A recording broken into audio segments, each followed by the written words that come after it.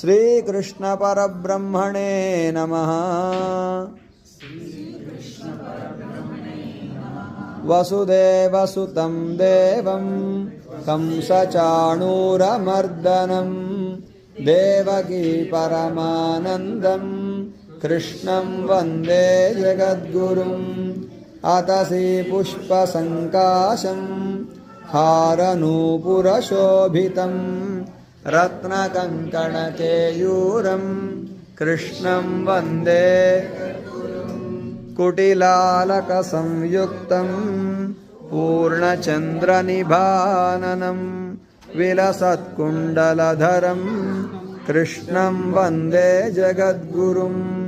मन्दारगन्धसंयुक्तं चारुहासं चतुर्भुजं बर्हिपिञ्चावचूडाङ्गं कृष्णं वन्दे जगद्गुरुम्।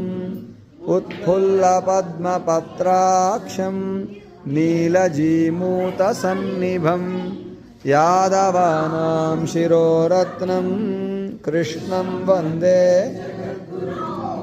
रुक्मिणीकेलिसंयुक्तं पीताम्बरसुशोभितम् अवाप्ततुलसीगन्धं कृष्णं वन्दे जगद्गुरुम्। गोपिकानां तु जद्वन्द्वा कुङ्कुमाङ्कितवक्षसं श्रीनिकेतं महेश्वासं कृष्णं वन्दे जगद्गुरुम्।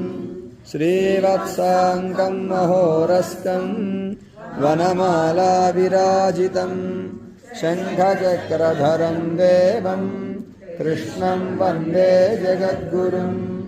कृष्णाष्टकमिदं पुण्यं प्रातरुत्थाय यः पठेत् कोटिजन्मकृतं पापं स्मरणेन विनश्यति।